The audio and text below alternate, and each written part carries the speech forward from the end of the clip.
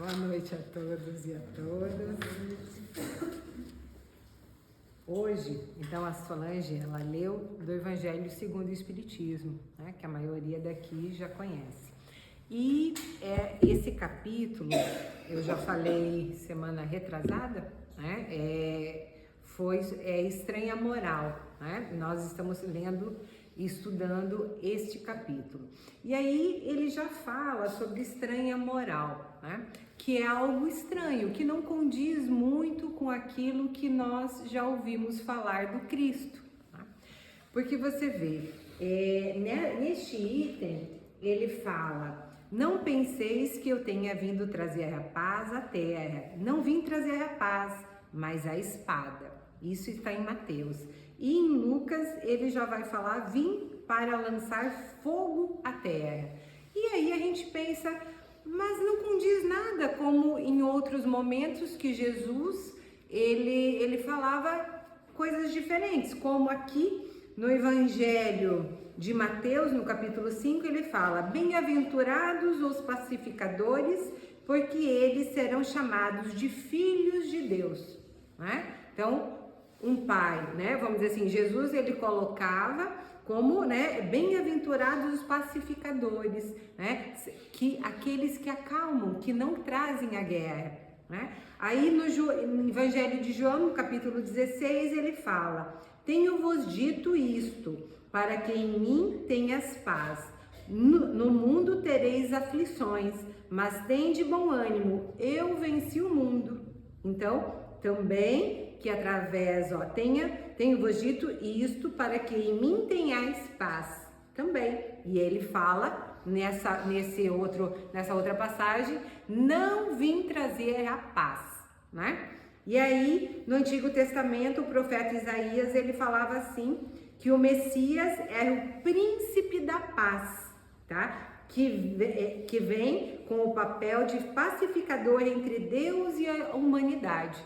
E aí nós acabamos pensando que pode ser que não seja do Cristo essas palavras, mas o Evangelho ele vem dizer que é do Cristo, sim.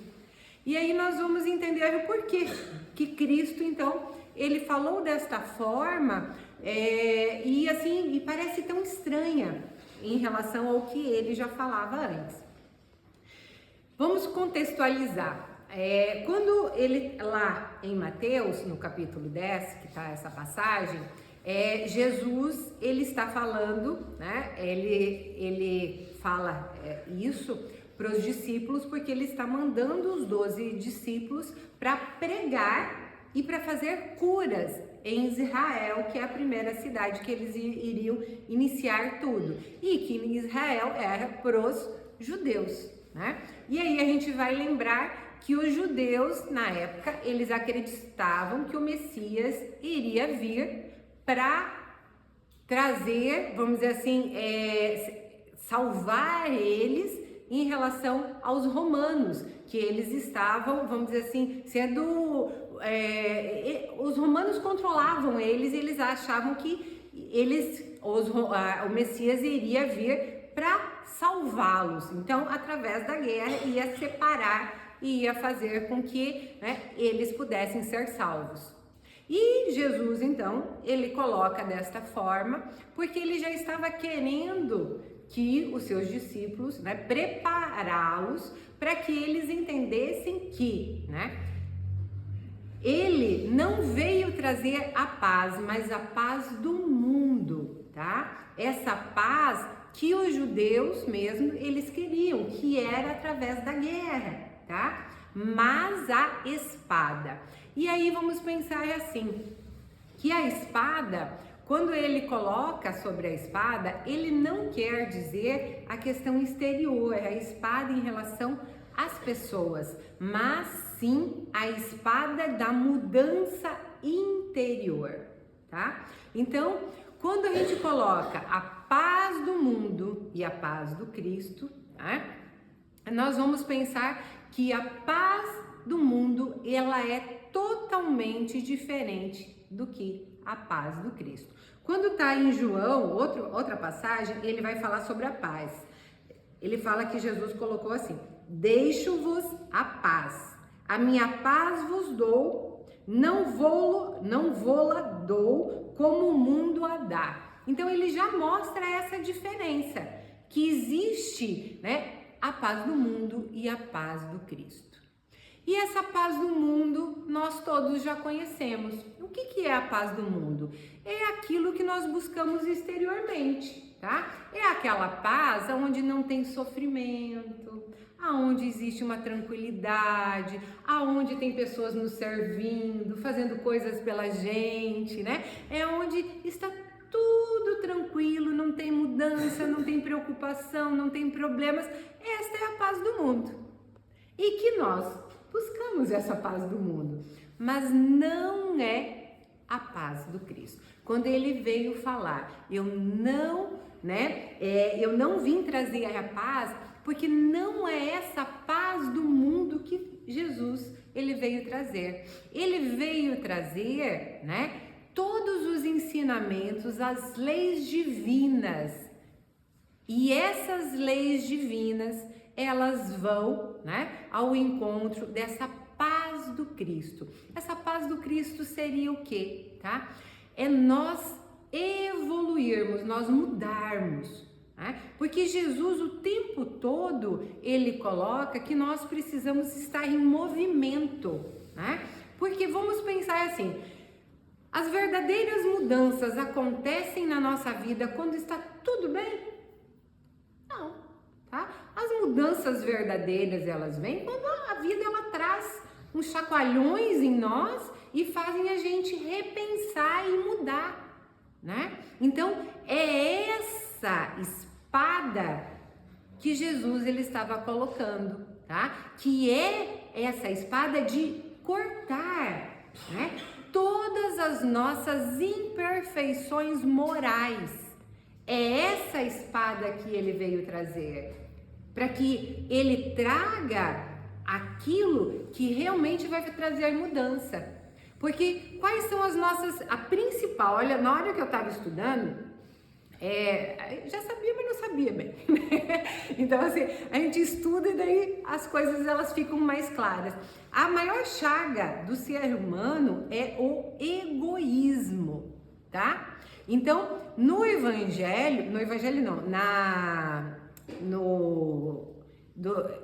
o outro lá dos Espíritos, né? O livro dos Espíritos, ele vai falar, tem uma parte lá que ele fala só sobre o egoísmo, né? E ele coloca exatamente que ela é, vamos dizer assim, a causa de todos os nossos males, todos, o egoísmo. Tudo o que acontece, quando acontece algo na nossa vida, vamos colocar assim, então, a paz no mundo, nós queremos que ninguém nos contrarie, que nada sai, que a gente quer que hoje não chova, amanhã tenha sol, a gente quer ter o controle sobre tudo. Quando algo disso sai do nosso controle, né, aí o nosso ego ele já vem, porque quando alguém discute conosco ou nos fala algo que nós não concordamos ou que está contra os nossos desejos, a primeira reação é a gente ficar bravo, né? A gente se afastar às vezes da pessoa, ou brigar mesmo. Essas são as nossas. Mas por trás disso está o egoísmo, porque quem é fulano para falar assim comigo? Quem é, né, que pode falar dessa forma? Então, todos os sentimentos, e depois vem os outros, né? Vem a vaidade, o orgulho, mas por trás de tudo aquilo que nos faz sofrer está o egoísmo. Tudo, tá? Às vezes é difícil a gente conseguir perceber que aquele sentimento nosso, né, negativo, é, na verdade, egoísmo. E aí, quando Jesus, ele coloca, né, essa paz do Cristo, ele quer que a gente tente controlar essas imperfeições. E a primeira de tudo é o egoísmo. E que, com certeza, não vai ser nesta existência, tá? Ou uma ou duas, é em muitas. que nós precisamos ir trabalhando essas coisas, né? Esses sentimentos de nós. Porque o que a gente quer? A gente quer ter dinheiro, a gente quer ter saúde, a gente quer ter a família, quer ter as coisas, tudo eu, né? Então é eu. O que é o egoísmo? É tudo eu, né? Então assim, eu quero ter tal coisa, eu vou fazer tal coisa. Então isso tudo são imperfeições. E quando Cristo ele coloca dessa forma, ele quer que a gente consiga olhar de cima, tá? Saindo do egoísmo e olhando os seres humanos de uma forma diferente. Que nós todos, com amor, com caridade, né? E que o que Cristo ele nos ensina? A abnegação, tá? E o sacrifício. Vamos pensar o que ele fez durante toda a existência dele aqui na Terra, nos 33 anos lá que ele esteve, tá? Ele, todo o tempo, né, ele viveu em função de levar a palavra, essa missão sublime dele é levar a palavra do Pai, tá? Os ensinamentos para que a gente pudesse aprender. Essa é a missão. E teve facilidades?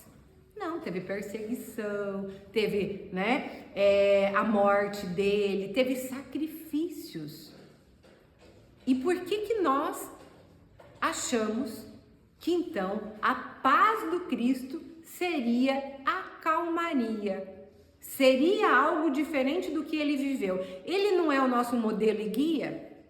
Se ele é o nosso modelo e guia, por que nós queremos algo diferente do que ele viveu? Porque nós queremos facilidades, porque nós não queremos mudar. Mudar requer sacrifício. Se eu bebo e eu quero parar de beber, não precisa do meu sacrifício?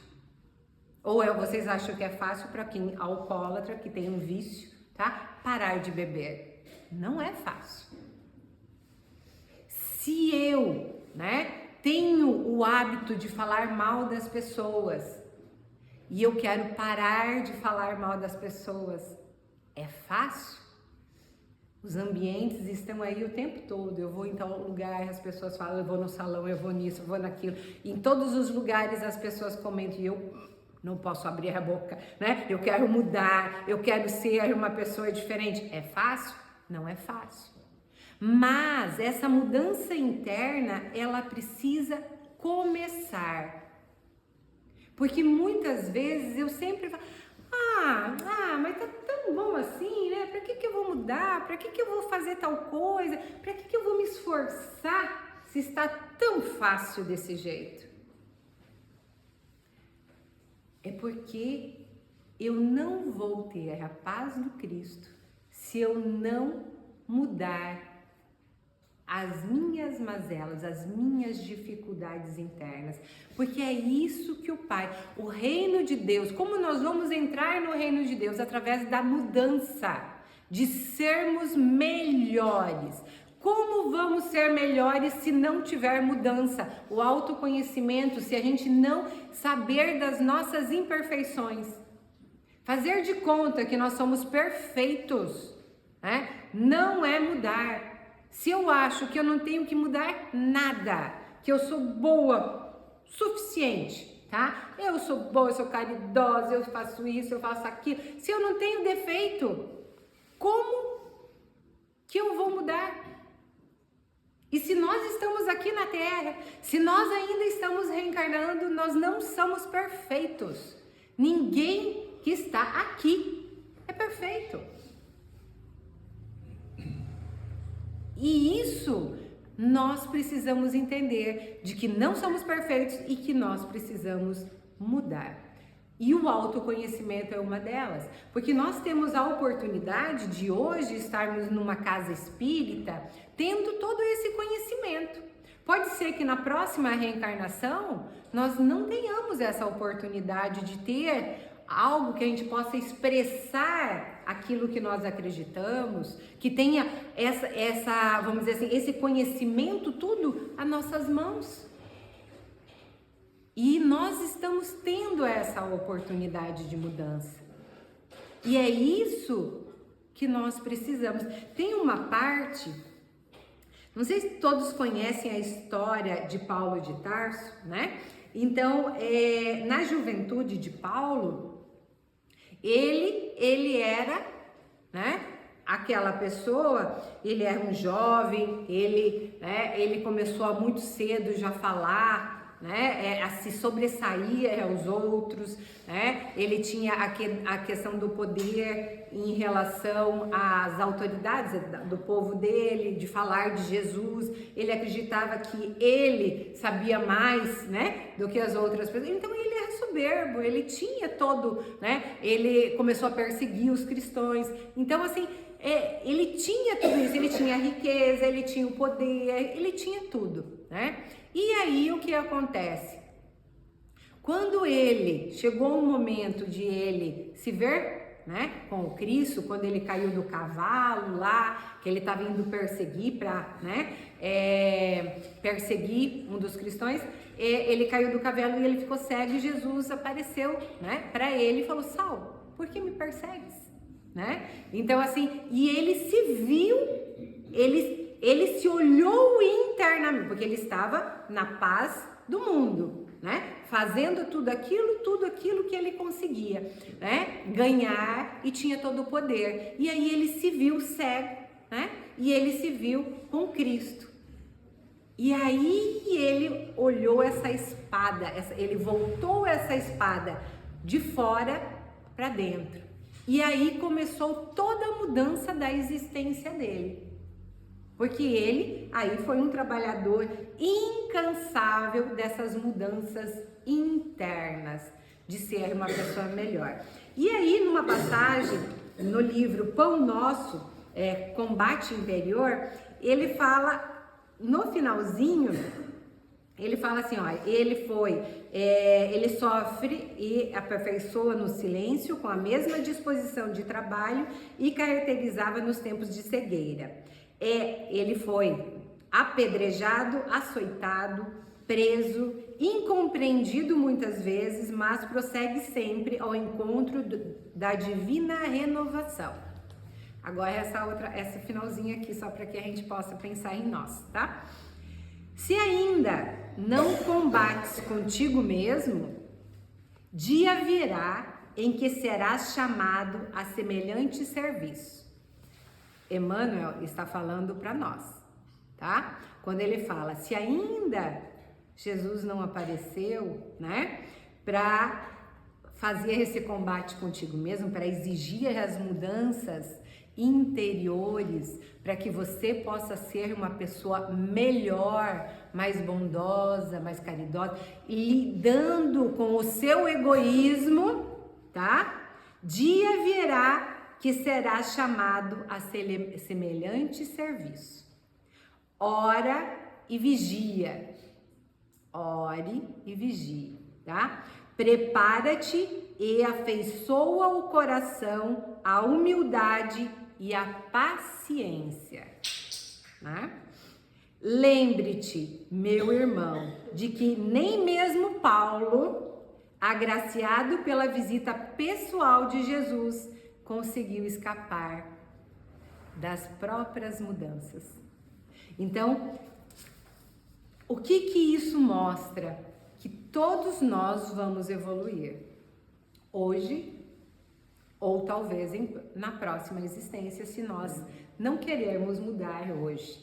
Só que se a gente não mudar hoje, vem a vida e vai trazer, vai nos mexer, tá? E aí o sofrimento ele vai vir.